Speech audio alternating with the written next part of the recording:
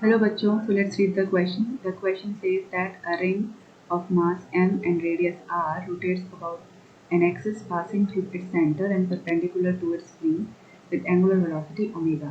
Its kinetic energy is तो बच्चों यहाँ पे जो की कॉन्सेप्ट हम यूज़ करने वाले हैं वो है सबसे पहले तो रोटेशनल काइनेटिक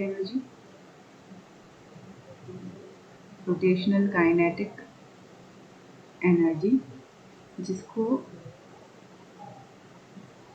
यहाँ पे सब समझने के लिए सबसे पहले आपको ये देखना होगा कि कोई भी पर्टिकुलर बॉडी है और वो फिक्स्ड सर्कुलर पाथ पे अगर रोटेट करती है किसी एक्सिस के अबाउट तो ये रोटेशनल मोशन में काउंट होता है, ठीक है।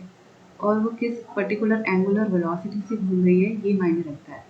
तो यहाँ पे रोटेशनल काइनेटिक एनर्जी जो होगी इस पर्टिकुलर बॉडी की जो फिक्स डिस्टेंस पे एक पर्टिकुलर एक्सिस के अराउंड रोटेट कर रही है, ये डिपेंड करेगी या डायरेक्टली प्रोपोर्शनल होगी मोमेंट ऑफ इनर्शिया के और square of angular velocity.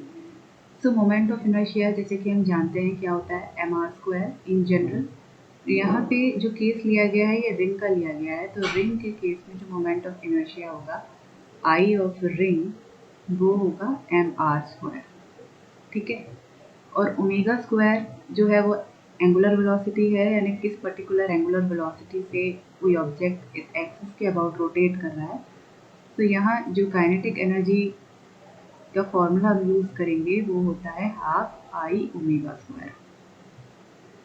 Okay, so applying this, अगर हम इसको अप्लाई करते हैं तो काइनेटिक एनर्जी इस केस में क्या होगी, हाफ आई इज mr², जो कि रिंग की मोमेंट ऑफ इनर्शिया है।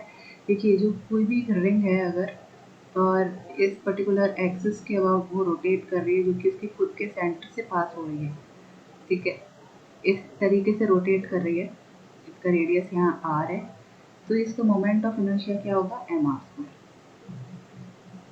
ठीक है, और I इंटू ओमेगा स्क्वायर। तो काइनेटिक एनर्जी और रोटेशनल काइनेटिक एनर्जी हम कह सकते हैं क्या आ जाएगी, हाफ mr² ओमेगा स्क्वायर। तो ये आंसर होगा। Okay, so this is the answer.